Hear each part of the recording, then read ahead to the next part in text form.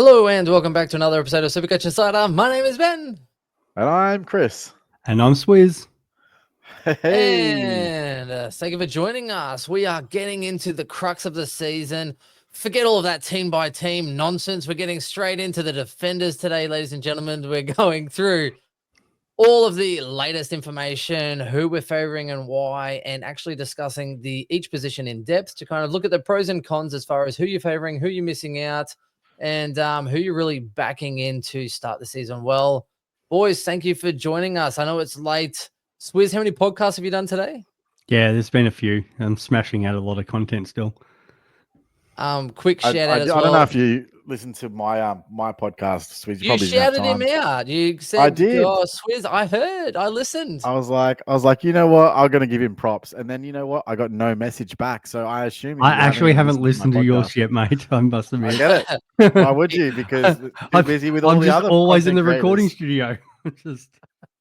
To be fair, Swizz has probably done like 30 hours of preseason content that we haven't done, Chris. So that was the point.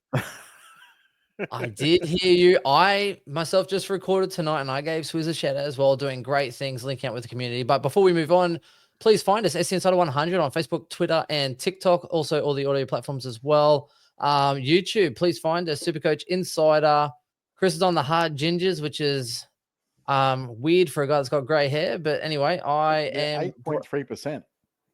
Like, who has a drink for 8.3%? I do. Speaking of 8.3%, let's see who's low on ownership today. Swizz. That was a good segue. That was actually fantastic. You should write that down and use that later. That was good. Once we get up to some Starwood 45s, you know, that's what we're going to get up to. We start naming different players after Scotch. That is. I'm not meant to be drinking, but anyway, we'll move on. Let's have some Harry Sheezel, shall we? Yeah, let's start at the top because Harry Sheezel is one that's definitely very interesting because of the latest intra-club game. So he's heavily owned, 54% of sides, 635K, and he's pretty much been a lock in everyone's side. But now people are starting to get cold feet, Swizz. So what's the word on the streets? What is the word on the street? It's very Sheezel, it's forward pocket. Yeah, no, mate. I'm not buying into this whole forward pocket stuff, mate.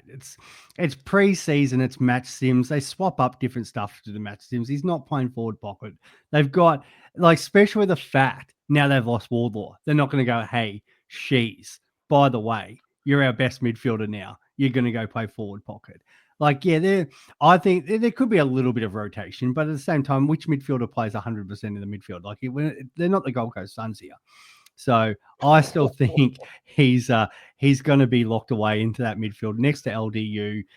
Tom Powell and Parker will swap around as that third and fourth until Wardlaw comes back. They might throw a couple other bodies through there, but I think Sheezel still locked and loaded in that midfield, mate. Yeah, I mean, look, he's locked and loaded is a strong term anyway, because he doesn't really need to have CBAs to score really well. I mean, like, if you just take a look at last season like when he was in the middle, so round 22, 63% for 122, another 63 in round 21 for 105, 52 for 160, 48 for 138. His lowest score was 33% for 75, another 48 for 141. Like, he doesn't really need huge CBA numbers in order to achieve, you know, what we're all thinking, which is, you know, probably close to, say, a 110, 115 average, which is, I assume, going to put him in the top 4 to 6 defenders guaranteed, right? Like, so what you're paying for with Sheezel is potential natural progression, because he's only in his 3rd season of AFL. A role where you know he's already going to score, that he's also got upside in, because even if, say, 50% CBAs, he's probably going to go really, really well. And there's a chance that they just go, okay, we hand him the keys. Here's 70% mid-time, and he explodes and he's 125 average, right? So there's levels to this, and every time you look at it, like, I actually, for the first time today, I took him out of my side, and just go, why? Like, yeah. Like, why? Like, really? Like, find the money, just get him in your team. It's just one of those guys that, regardless of what happens, he's going to be a safe pick. And even you look at, say, oh, let me go with Houston or someone else. It's only like 50, 60K difference. And, obviously some of these others. And the issue I have with defense is so many of them have that early buy where it's painful compared to forward line, not as much. And there's value there that don't have the buy. And even still, if they do, they're cheap enough. Whereas midfield, you got premiums that don't. And a lot of premiums that are scoring 115 or around abouts that also don't have the buy. Whereas defense, every premium I look at, the ones I want have the buy. And it sucks, except for Sheezel. And again, he's someone that I think you just top 6, lock it away. Don't overthink it. Don't change. Don't listen to one intra club stuff that people put out there and just move on. Yeah, Speaking of move on though, these buy players that we speak of. So we'll probably lump them in together. Whitfield, Flanders, Houston. All three could be top 6 to 8 in their position. Can't believe you didn't mention Zorko. Yeah. And Zorko, but Zorko's can overpriced. you really select? Though. Like, is. He's overpriced. And what happens when Coleman comes back? Like, I don't know. Like he wasn't planning on playing halfback flank last year, and then Coleman goes down, and all of a sudden he's the all Australian halfback, right? So now they're probably looking at this, going, "Well, what do we do with Zorko? Because like he's played his best football. He also played a lot of games, right? Like he didn't miss. Did he miss any last year? No, he didn't. He played every one. And is part of that because he's in the half-back line and doesn't have to exert himself like he does playing midfield or half-forward. So, like, they're probably like, okay, well, we're probably going to get the best out of Zorko if he still plays half-back. But we also recognize that we do have Coleman coming back into the team. We've got Wilmot that probably needs to get some time.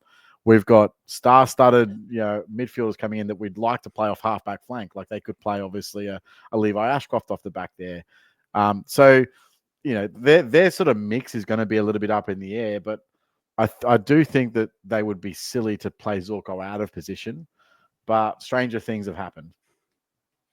Yeah, it's hard to pay up 110, on his average. You're pretty much paying what you're going to get. Whereas for me, I think there's more upside in Whitfield and Flanders for probably not that much more, to be honest. So that's probably why I oversaw him swizz. Not that I don't rate the Great Dane, as you know, but even if someone like me is not actually starting him, and I think Abdul, Abs Magic, the great old Skodfather, is looking for point of differences. And if you want a point of difference, I think Zorko's a great one to have. But yeah, how many of these guys could you take though? Maybe one buy player, do you think? Yes, I think it's one max. Yeah, I agree. But because the problem is they all have the same buy, right? So the problem is because there's Mills. If Mills exactly. wasn't a factor, then you can potentially look at others. But I think we already know one key component's already missing an early buy, so it does make it difficult. There's sort of one other element you could look at, right? So if you're structurally, if you are playing, say, a mid-price heavy team, and you want to go with, say, obviously everyone's going to have Mills, but let's say you want to go with Matt Roberts, and let's say maybe Harry Perryman as well, and so they all have that same buy, as does, say, Bailey Smith, right? So now you have 4 guys there. You could, though, potentially make it up by if you were to spread your cash around the team and have a more mid-pricer style team where you've got 16 guys that can all hit 100 on any given week, and you potentially aren't losing as much as the next team. I just think that is really risky, and you're basically putting all your eggs in. If round 3 doesn't work out for you, you might cook your early part of the season. So I do see that as a potential way to play the game, though. Yep. Which for me, I think rules out those other round 3 buy players, so Zorko, etc., as you said, Perryman and such, which kind of leaves Flanders and Whitfield as possible ones. But who wants to get a player, play them for 1 week, and then have a buy round 2, which I think sucks.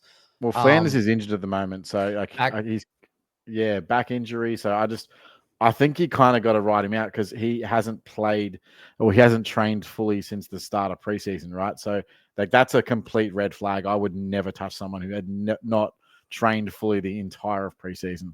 Wasn't it December, like around Christmas? I think is when the load kind of got brought up with was it a stress fracture or a back injury? Yeah, which pretty much what are we now? Played since the end of last year, so they gave him the rest, hoping that he would come good by the start of preseason.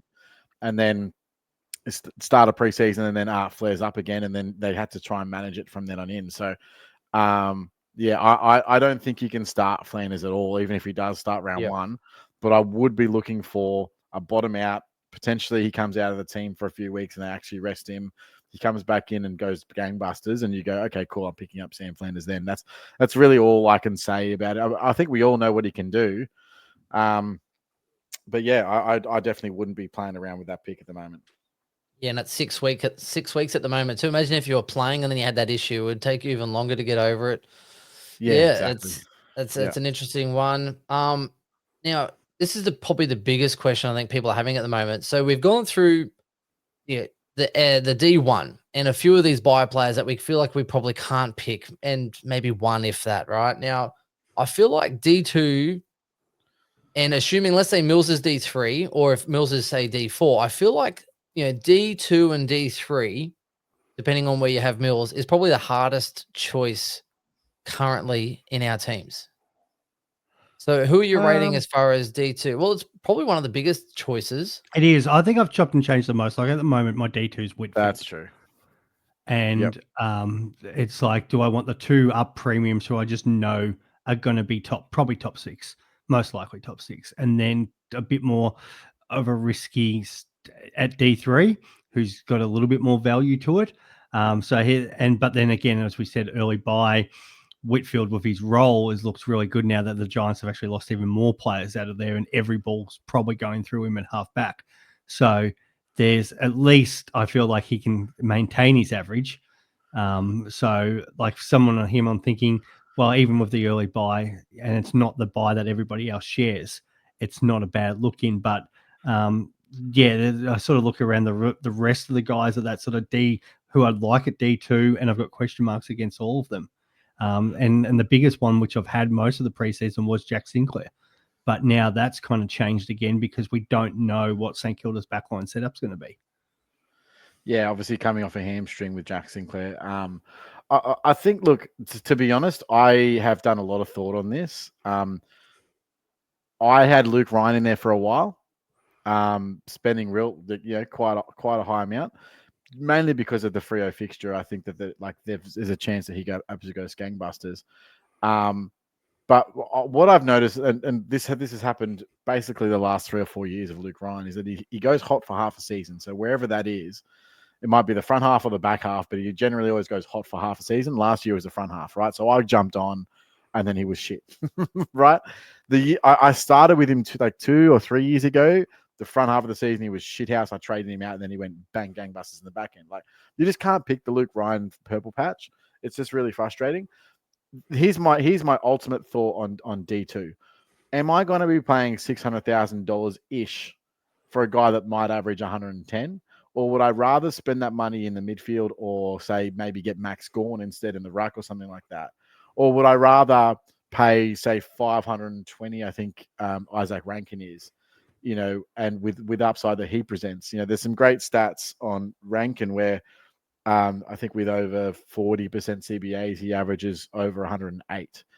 So if you might think, okay, well, I can save the 70K in my team, but get the similar points return. So I just don't feel like that D2 spot is so good that I need to spend up there. I'd rather actually take the value in, say, a Sicily, or maybe a Jaden Short, or maybe a Matt Roberts, or someone like that, where I can actually spread the money a little bit further in my backline, and then readjust the rest of my team to maximize where I think is going to be, okay, there's a potential that there's definitely a 110 right there, but this guy could actually go 120 plus. That's where I want to be spending my 600K on. So I don't know. What are your thoughts in terms of structure and your defensive players, guys? Well, my defense is currently a little bit thinner. So I've gone value. Similar reasons for you, Chris, as far as, well, it's the buys plus also, you can get another keeper in another line cheaper, because we know defense has high output, but doesn't mean that they're going to start that way. So I'm touching on your Ryan aspect, though. I think Fremantle probably looking to play a little bit faster and more direct rather than the chip style backwards, sideways, which Luke Ryan froths on, like the junk time disposals where he just racks up. I don't think that's going to happen as much. So that's where it kind of worries for me. But my strategy as well is I think you can go a little bit of value. You can actually start a few more rookies in the defensive line if you've got value and premiums elsewhere, because round 2, 3, 4, you're looking at best 18 anyway, which means that those rookies, it doesn't matter as much. The lower one will fall off, so you're not going to get exposed the same way that you would in a normal season, which means round 1 and round 5 are probably the only two where you're playing all of your rookies on field. After round 5, I'm pretty sure DPP kicks in, which is where you might pick up a lead or someone else as a DPP if they're I viable. think last year what they Rounds actually after round pushed 6. it back. Yeah. After, or did they Just- push it back? I thought it was Yeah, forward. just round because of 5. round 0, they want everyone to play through the buys before they actually do the changes. Yeah. So the buys finish round 4. So then after round 5, wasn't it? Anyway, It could be. Yeah, they Might want be. everyone to play the same amount of games, wasn't it? So Yeah. yeah. So it might be the it's case about that they do that. I always thought it was around that round 6. I always thought they do, because you've got to have you've got to play 3 games to get the dual position. So half the games that you've been involved in. yeah, off and the top everyone's of got my to head. play the same amount of games. Yeah. So yeah, so I'm pretty sure 6 rounds gets six games for everybody. Either See, way, I think, it's not yeah, going to change too much. we'll double check, because I think it was 6 2 years ago. Last year was the end of round 5, but either way, it'd be good. But that's how I'm kind of thinking. You might only have a couple of rounds where you're exposing some of these defenders in there. But yeah, I've kind of gone the value train. I've had Nasiah Wanganeen Millera. He's someone I do like, but for 100K cheaper, you could get similar output with Short, which is kind of what I'm thinking. I'm not that sold on him. It's almost, you start with a bit of a lemon, and then that way you can just trade out. But hear me out. Well, So if I he actually don't. kicks off, I'm on the same train with that. I like why start with Nasiah Wanganeen Millera? He's probably capped at 105, right? Like, let's be honest. Like, he's not gonna. To me, he doesn't seem like that guy that's 150. He doesn't play that role that's going to get him enough high scores to average, say, 115. But 105, definitely achievable. That does still make him a top 10, does still make him a decent selection. But realistically, Jaden Short and him are basically playing the exact same role currently. The only thing that really I don't like about Short is that he hasn't proven to be able to score when Richmond's been shit. And so I feel like I want to start him. You know this. You know their shit. I feel like I want to start him, but and the good thing is there's some backup options this year that you can fall back to. So if you start Shorty and it doesn't work out, you can drop it back to a Roberts. You can drop it back to a Perryman or similar. And hopefully one of them pops and you don't necessarily lose, and you can just trade them out after they've had their bye. That's where I'm feeling currently with the Short pick, is that there's heaps of get out options. But there's also a high upside, and he has had 3 years of 90s. He had 98 and 298, right? So at very least, there's probably another 16 points of value there minimum, considering that just Daniel leaving Richmond opens up more points and more distribution options out of the back line for him. So it's interesting anyway, and I just feel like at the moment I'd rather be putting 100K less from Nasiah than into Short than I would be spending up to get Nasiah for a 105, which doesn't do much for me. It doesn't move the needle, Well, so my whole problem with this is the best rookies are midfield rookies. So the moment I move that cash to a midfielder, that's putting either the Levi or a Langford or something onto the bench, which I feel like I need them on field. There seems to be a ton of forward rookies. Like at one point, I was trying to put forward rookies in the flex and the midfield too, because there's just a ton of them. On top of the fact we've got mid prices, we don't have a lot of backline rookies available at the moment. But by the looks of things, the way it's playing out. So I've got more questions about there where I'm like, okay, well, the place I need the premiums is in the defense. So that's where I've been sort of like, well, I want 3 premiums and Mills, just because I don't want, as much as I get Ben's point about the 3 rounds of not needing their scores, they're just literally I don't want guys who are going to be pretty well donuts after 3 games. Kind of situation. The thing with Short, and I've mentioned this on multiple podcasts, if you're a Richmond, all the Richmond supporters are so against picking Short. It's the non-Richmond supporters like, oh yeah, I'm looking at Short because of the value and stuff like that. There's not one Richmond supporter saying this guy's going over 100 this year. And it seems to be, But who is in that defense though? Are you all on Vlosten then, as far as Vlosten? Yeah, well, no, it's going to be it's defense by committee for starters. Sam Banks, Caleb Smith, these guys are all going to get more opportunity. in that Rioli role. So we're going to see actually rookies getting more of a chance. Short needs somebody to kick to, unlike Nasiah Wangerman, Malira, Bailey D, players like this. They kick up the ground. They're still kicking to McRae, Sinclair, Bont, and then the key forwards as well. Like for the Bulldogs, it's Norton leading up. Richmond don't have a centre half forward for him to kick to. They've got no midfield for him to kick to up the ground. So he's literally going to be hack kickings. And Short's not a guy that sits there and chips around. Vlosten's more likely to do that. You're more likely to get that from Broad. So I actually don't see. I see a little bit of growth there. And it wouldn't surprise me if he gets into that sort of mid-90s again. But I don't see where he can jump up and be the 100-point guy. And most of the Richmond supporters are feeling the same. And even some Richmond supporters are like, we nearly hope this is Short's last year at the club, and other players just take his spot because he's so on the outer. It's just he's too young. He's too young. He's not getting. He's nearly the whipping boy now. It's just no love from the supporters at all. Well, look, your point is valid, and I understand that. But the fact of the matter is, it's not about whether or not Richmond supporters like him. It's more about but more like, and he has been able to before. So yes, before when we were successful. Yeah, when he had someone to kick to. I still don't see the problem in starting with him as a starting selection, just because there are bailout options. If by round and it's not even that far off the start mark, right? So by round 4, if you have decided you've had 3 looks at him, and he hasn't impressed you at all, and his scoring output's been shithouse, you just flip him, and you've actually made money on, say, a Roberts pick or. Yeah. But I feel like there's probably better guys. Like I know you're saying the 100K. I'd rather nearly spend the 100K and get somebody more reliable who I think's a better option in that sort of mix than going down to Short, who I just don't see the full enough. I feel like he's a trade out option anyway at some point throughout the season because he's not mixing it with the big boys.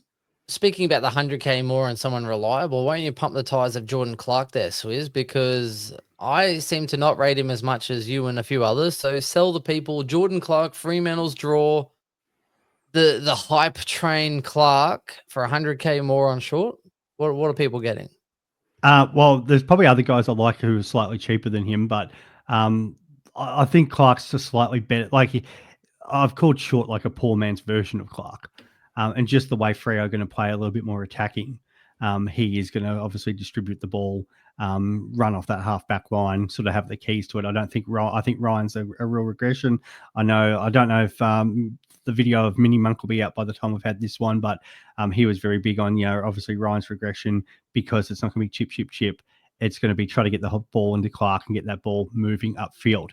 The only issue with that is I feel like Freo are going to be a little bit more successful, which, there's going to be more potentially points and more of the pie. I just don't know how much more of it's going to go off Clark off a halfback, even though a lot of ball does come through halfbacks.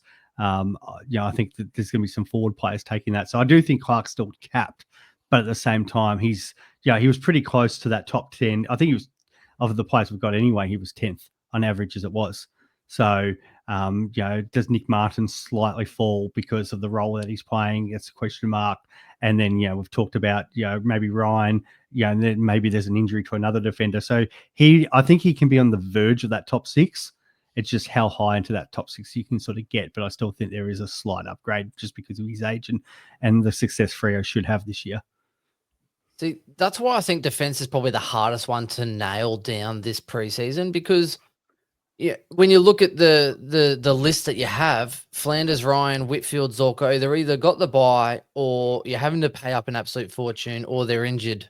So even let's put in Sinclair and stuff. So you're talking about, outside of say McGovern and Sheezel, you're right. You're talking about probably the role or progression changing, injured or injury, or the bye. So that's why I think it's the hardest one, where people, that D2 kind of spot, D3, I feel like is probably the most flexible that most teams differentiate from each other. So it's the people bringing in, Max Holmes, people like Chris doing stupid things like thinking about Sicily, Hey, we should chat about Sicily, but okay. All right. I'll go first because, Chris, you'll spend an absolute monologue on this. If Sicily in round 0 is locked into that defense and they send Battle forward, you can't not. Then There is definitely some interest in there for sure. And then obviously depending on his score because of his price.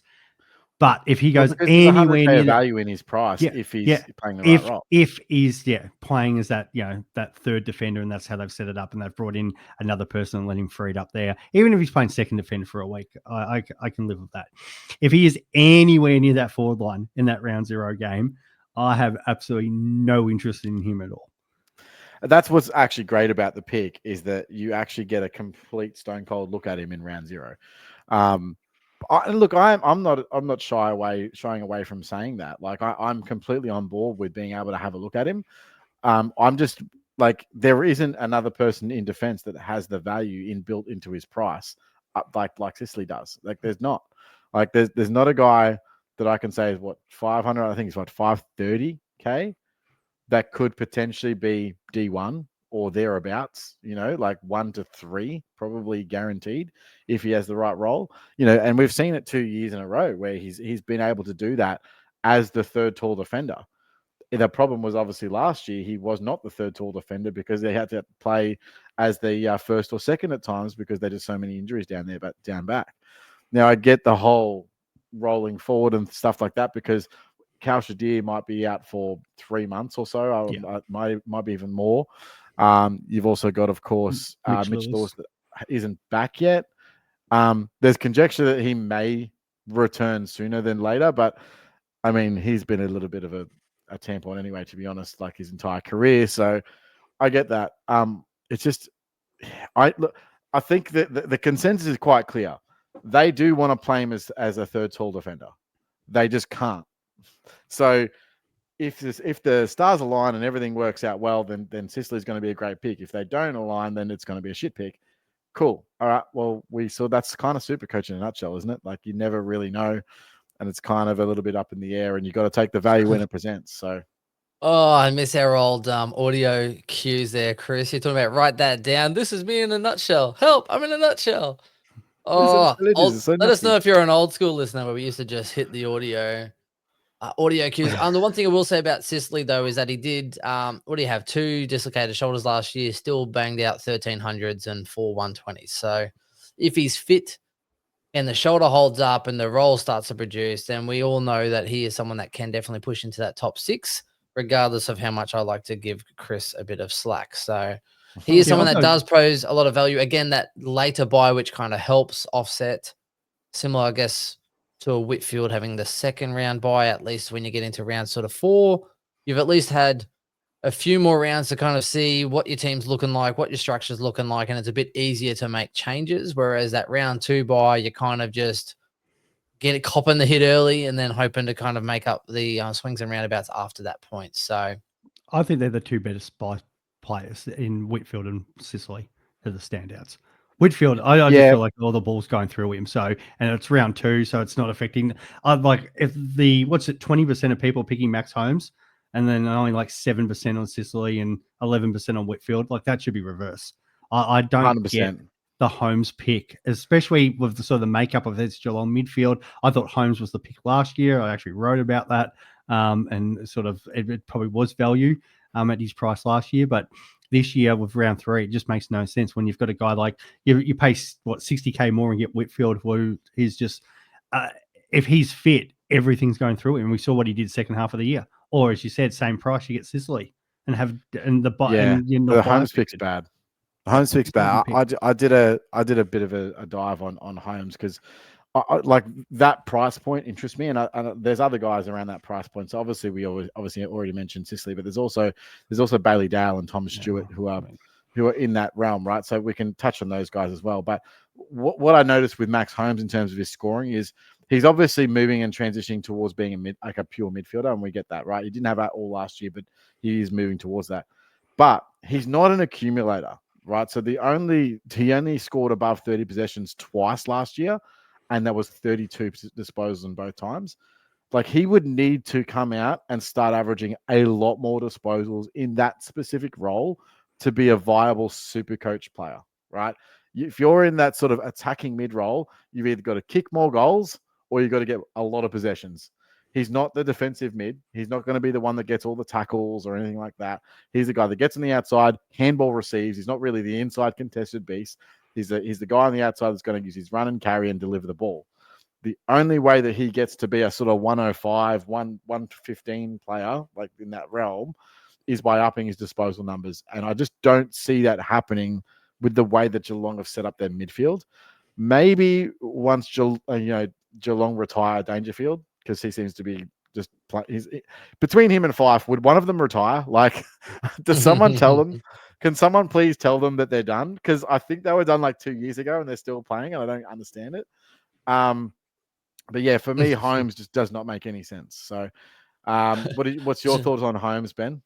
I was just thinking, it's like the meme is like, "Hey there, cool kids," and it's the old guy with the hat on, like, "Hey there, youngsters."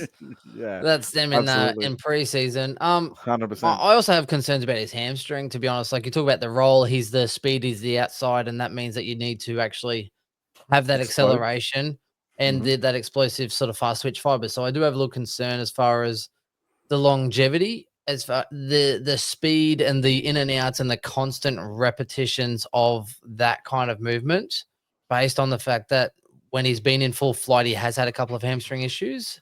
That's my also concern as well. So, and that buy just absolutely sucks. I think you nailed it with some of the other points of view around him. Yeah, and I don't know do you guys want to touch on any other of the top kind of tier possible guys, or do you want to start moving into value town? So just on like Bailey Dale, obviously there's a little bit in his price.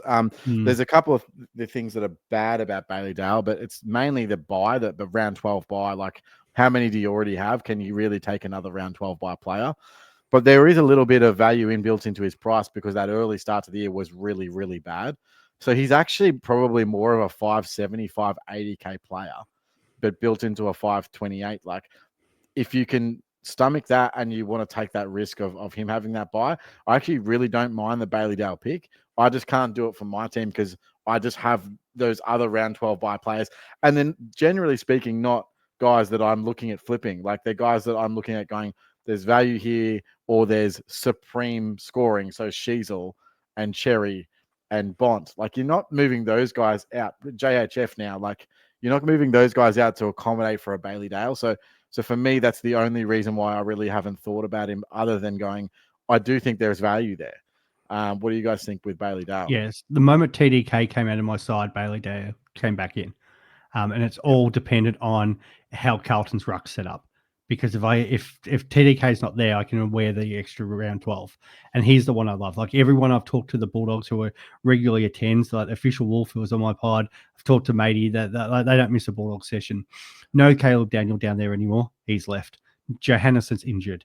So it's literally, was it Fraser and Bailey Dale? And what's pretty well been happening in all training sessions, Bailey Dale takes the kick out, kicks short to somebody, 25, 30, whatever, gets the handball receive and gets another kick. So he's going +8 nearly every kick. And what I said earlier in the show about Short not having people to kick to, he has good players to kick to down the line as well. So if he's trying to do is at least the +4 from the kick or +3 from the kick in or whatever, and he's actually trying to then get the second kick, I've got a lot of interest in that. And I don't think the Dogs' draw early on is that great from an attacking point of view. I think they're going to have a bit of ball down in that defence. The Pies, Blues, Freo, Brisbane, Giants, Port Adelaide. It's not a pretty draw. So more of an opportunity. Those teams are going to put scores on them. And, the more time the ball obviously spends down the half-back line, it's good for Bailey. Yeah, the other trend I want to note with Bailey is that he did get tagged twice last year. Richards a couple times, Bont pretty much the rest. I think Treloar and Liberatore one apiece. So, they are starting to try and lock down on a few more of those aggressive rebounding sort of options. But if Richards is going to be the outside outlet as well, I do worry that maybe they'll probably push into him more so than some others. But yeah, you are right. On all accounts, the only thing I don't like, and it should be obvious to most people that have listened for a while, he has 2 first names. So, I mean, how much, and not only that, there's probably about as close of 2 first names as you can get, except for like a Harris Andrews. Sorry, no, I should have seen that coming, but the fact Yeah. that we haven't spoken in like, I don't know, like weeks, like that was really, really good. Well done, Ben. That was good. That was really good. Yeah, like, but for me, if so the GWS team, they tag relentlessly. They went to Bont twice last year. I like it, but I feel like if he gets tagged on a game, you might be able to pick him up a little bit cheaper as well.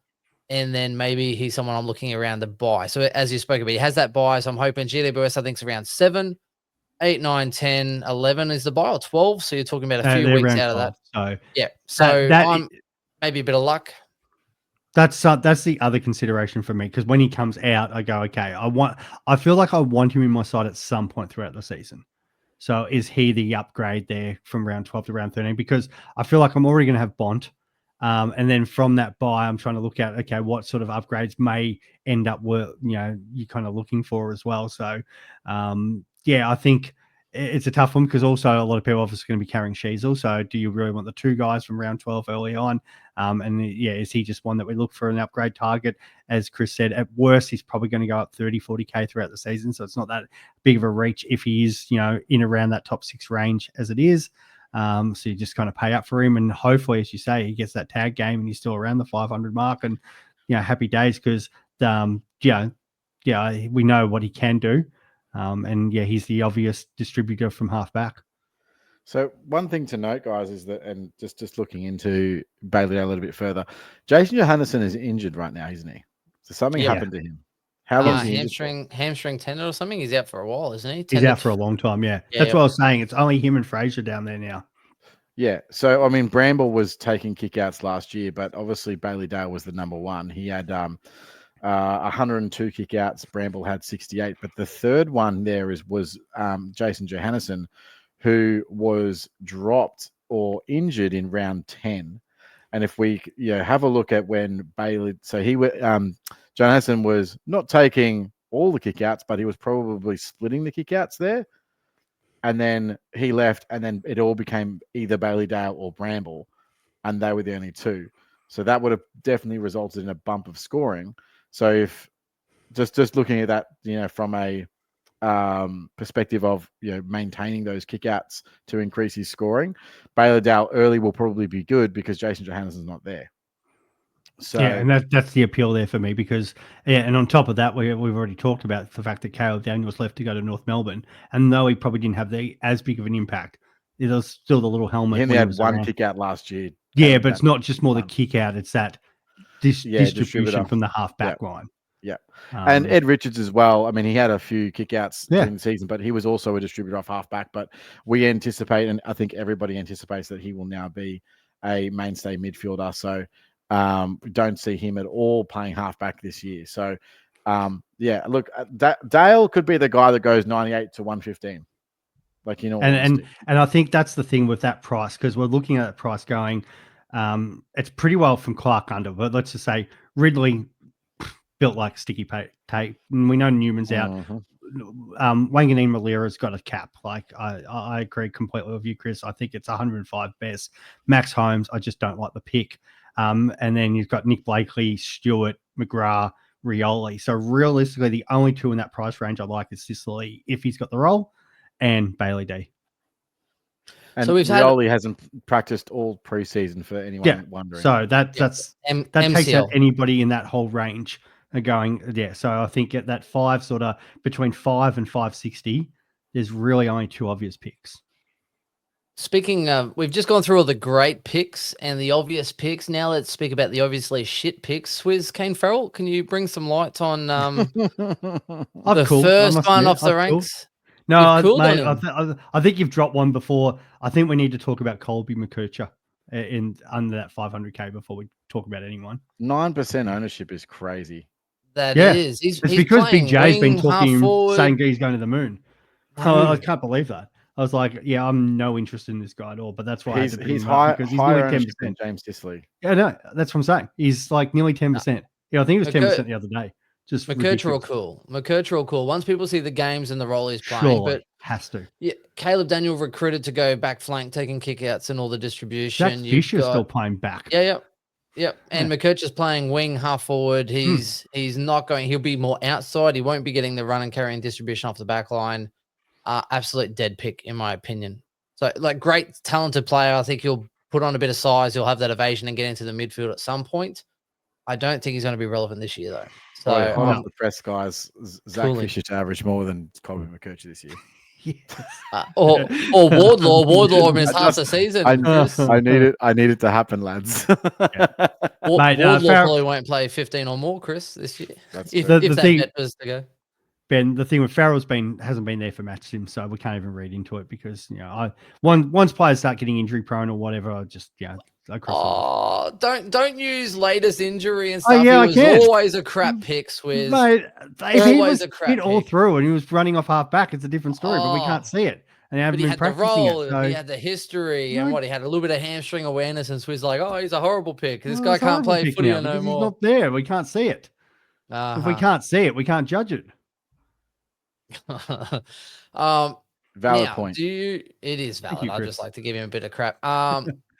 Who else in this range do you like, though? So you spoke about one man's Carlton's best friend, Sam. Sorry, not Sam. The other De Koning, who I'm not going to talk about. There's only one De Koning, but Sam De Koning, good price point if he is the number one ruck or has a split ruck system with whatever Geelong are going to do, because we don't know. Conway's injured. Stanley sucks, but he's still on a footy list. Is there a world where that sort of 350K mark for a defender playing ruck appeal you from a points and money perspective? Chris? I'll be completely honest. The upside is not anywhere near good enough to warrant selecting him based on the fact that it's still Chris Scott. Like, he might go like when he was the ruck last year, he only averaged like 95. So it's like, well, do I really want to put that like into Chris Scott's hands? The like one game he might go ruck, and then the next he might be playing fullback, and then the next he might be sub, and the next he might be dropped. Do I really want that? To be fair, he did get tailed and schooled by his brother. So I mean, it may not all be. He scored like 130 that week. Like that was I think that was his best week. It was his best week. Yeah. No, the answer is absolutely not. I even if he is playing ruck, I won't be doing it. Hey, he's put on 7 kgs, Chris. He's put on a little bit of size. I prefer him as a defensive pillar anyway. I think Conway should be their number one, and Stanley can do a role if Conway's not there. But it is interesting. Maybe they're just trying to sharpen him up, and instead of a forward pinch hitting in the ruck, maybe it'll be, Conway. If Conway's off, DeConey will go in, do a couple of a little pinch hit, and then go back into defense. And that's where I think maybe they always have that at Geelong. Yeah. They always want flexibility. They always want multiple positional players, and that's fine. But the fact of the matter is, he won't be playing number one ruck for the season. He won't. He absolutely won't. Yeah. So the pick, you'd have to be guaranteed, 6 weeks off the bat to make the pick worth it. And I just have no faith in Chris Scott that he's going to last 6 weeks in the ruck. Even if Stanley retired, I'd still have question marks about it because I've still got a guy named Blissarves who runs around and does whatever he freaking wants as it is. The only slight appeal I have for SDK is the fact that he's out of contract, and they need to try to find him a place to lock down so he doesn't because if he has another season where he's out the side half the year, well, players aren't sticking around. So they do need to lock down a position. But at the same time, I'm not interested in the pick at all. Yeah. There is a couple that we sort of half-heartedly touched on, but I do want to touch on Roberts and Perryman that are a little bit more expensive. And it it's strange to me that Roberts is still only in 5%. Now I understand his buy is an issue. You got Mills right there, but there was usually when there's like a puff piece about a player, basically confirming, yes, I'm playing the same role that I averaged 99 in at the end of last season, people would be generally interested in getting that guy because there's quite a lot of value in it. Like there is 100K of value in his price point. And he's the sort of player that he can spike games and have a 130 and you wouldn't blink an eye, right? And the problem with that is if you're running Jordan Clark for 100K more and that week Roberts outscores him, how shitty feeling for a start? Yeah. And you might just maintain cash. The other guy's now made money. So you can actually, at some point trade Roberts or whatever it may be, and your whole team value is a lot higher. But you also can invest that 100K elsewhere in your starting squad. So I actually, if there was a way that you could get around and start Roberts and not have it impact your round 3, bloody hell, I'd do it. And similar to Perryman, and I'll let you guys go, in preseason so far, Perryman's been playing basically as a mainstay midfielder, like 0 defense. Now, part of that could be because Degoe's got a calf issue, but if Degoe doesn't play round 0, and isn't lining up round 1, I think it'd be really hard pressed to not start Perryman, because he's probably going to be playing 70% CBAs round 1 until Degoe comes back. Like, that's a serious statement. And if you're going to avoid your guy that's 410K, that's playing 70% midfield and has an opportunity to score really, really well, and has a decent pedigree of good scoring. I think so from memory, 50% plus CBAs, he averaged 99. Again, there's value there, right? He's going to make 100K really quickly. At very least, he's going to make some good money. Could also be that guy that could outscore your Sicily, could outscore your Bailey Dale on any given week, and then you're just punching a wall. So those two guys are guys that I'd look at and go, okay, if everything goes right, are those guys that we're going to want in our team at the end of the season? Like, what is their actual scope? Is it what they've averaged before, or is it higher than that? Is their role better this year than it has been in previous years? Like, where do you guys see it? Well, Perryman, I don't know how he scores because Dacos is taking up 500 of those points every week. So That's it'll be tough for him. But no, in all seriousness, someone's got to herd the sheep, mate. My only issue in there is like the second midfielder or third midfielder at Collingwood actually hasn't probably scored that well in recent times and stuff. So that is a little bit of concern. They probably do play, we know Fly's come over from that Richmond system, and it's not outside of Dacos is obviously just a freak, but it's not really the standout guy like Richmond in their great years. We had Dusty for a year, but realistically, they're all sort of capped at 100, 105. Now, for his value, there's still some meat on the bone. So that is one good thing. But and then it becomes a thing where you have to look at potentially trading Perryman because he's 5 to 10 points behind the best defenders every week. So that's my only query about that. Sometimes that's valuable though. Like if you get to the second set of buys and you go, hey, there's someone who I want to flip. I can flip Perryman for 40K to a guy averaging 10 points per game more and gain the buy points. Sometimes I don't hate it because it's a good buy for that middle round because there's no one obviously standing out, and that's why the only a little bit more of appeal for short there as well in that same price range because it's a kind of weird because I think it's Sydney and the Suns, and really there's no one else outside sort of Miller's really putting their hand up. Maybe if you're going in Anderson, for example, where Roberts, if you guys haven't caught my team by team with Lachlan McCurdy, who's the reporter up there for Code Sport and Daily Telegraph, and he follows the Swans very closely. And he's been huge on Roberts. He's like all that ball from halfback. Lloyd's been completely moved out of the way, and they're just nothing's changed there with Cox taking over. Cox is a big fan of Roberts anyway. He was probably the one that made the move last year to get him back there into halfback. So all ball seems to be going through him. Which does make him very appealing because we saw a couple of his massive games last year.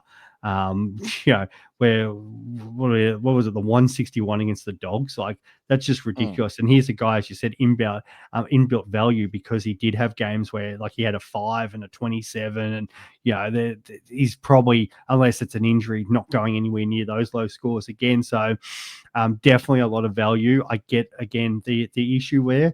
But with that early buy, but we know it's best 18. If you aren't starting any of these Brisbane players, or you're going against the Ashcrofts, or and you've really only got sort of Mills there, it can be done. So I actually don't mind the Roberts pick if that's the one. If you're happy to go 2 guys from round 3. I think the other thing to note as well is that they did have options. I mean, Blakely's obviously back there. Lloyd could have.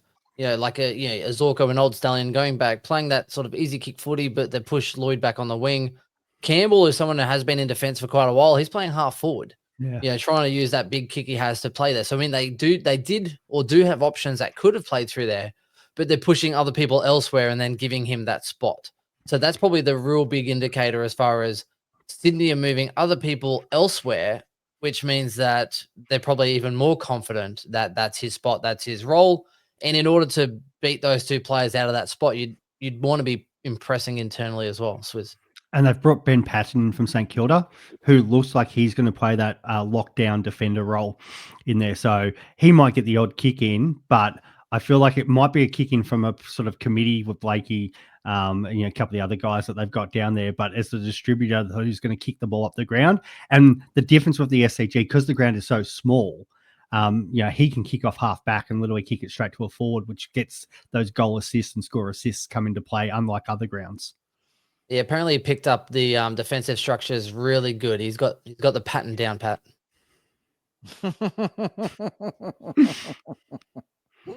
Oh wow, that was good and quick. I think that's pretty much covers all the even like the mid prices really. I mean, I suppose the only other couple that we could probably talk about is say Shirlmaker, Sin.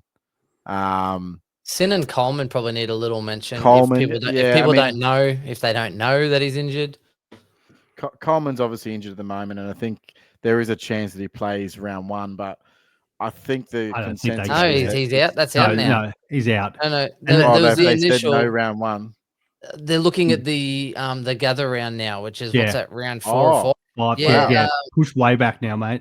Swelling in the knee. They're backing him off for a bit and then trying to build him back up. And I don't even think he travels the gather round because they won't put him on a plane for that. It'll be the game afterwards when they're back at home. Yeah. So increase the loads and then swelling in the knee. So like, okay, so his body didn't react well to the increase in the running and the load that they're putting through in the preseason. Because that's probably the most strenuous part of the preseason is before you play all the trial games, they're trying to get everyone from 0 to 100. Swelling in the knee, they're like, all right, we need to back you off and then try and build you up again. So let's hope when they build him up again the second time that his body will be able to handle it, because otherwise they're going to have to try and back, like remember Hanbury, backed him off, build him up. Oh, you're breaking, back you off, build you up. So let's hope he can get his body right and actually deal with the load of footy. Yeah, build him up. Makes sense. Before he goes. Win a premiership. I'll touch Sin quickly then. He's that is a sin. Like the knock on by people. I think it's his kicking from the Port Adelaide supporters. So, but it does look like he's the preferred guy in that role at the moment. It's one that we've got to watch real closely in preseason, because if it's more of a backline by committee and different people taking kick-ins and distributing that, like there'll be some growth there, but how much? But I feel like if he's cleaned up his disposal and he is the guy, low 200s in that role, there's no reason why he can't go 75 or 80. So I feel like if he impresses in there, it's going to be hard to ignore. But I really need to see it in the 2 practice games. Yeah. What is he? 50K more than Travaglia? How do you say his name? Yeah, 50K more there, 70,000 more or something, or 80,000 more than say Sullivan. So it is a fair chunk to pay. Especially but with you've a got lot more of the confidence rookies that he's probably going to play and he's got the role compared to maybe a couple of those other rookies. That's probably there is some appeal there. The rookies look pretty good as far as people talking about.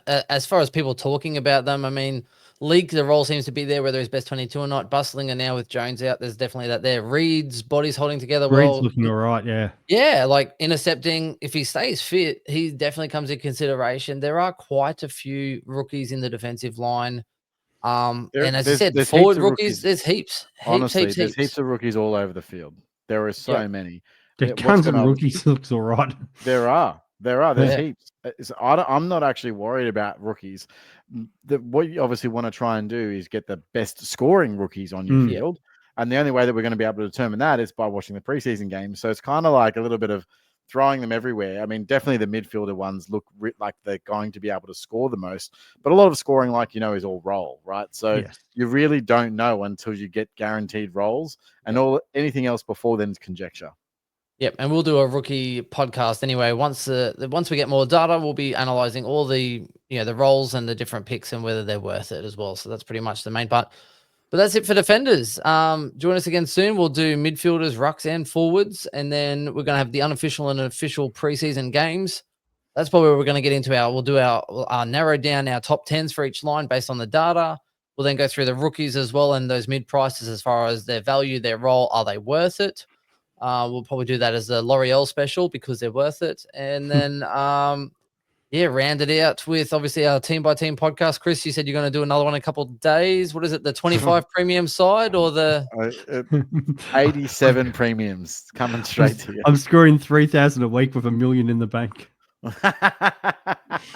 That's such bullshit. You even baited people too. You're like 15 premiums, like loose term premium, and then you even said, "Hey, check out this title, 15 premium." Starting the season with flex as well, just all 23 premiums, just going gangbusters. It reminds me of there's something about Mary, and the guy's just like, like 8-minute abs or something. He's like, I got it, 7-minute abs. And it's like, yeah, that's great until 6-minute abs comes along. He's like, no, who works out in 6 minutes? So I'm going to do a 16 premium side, Chris.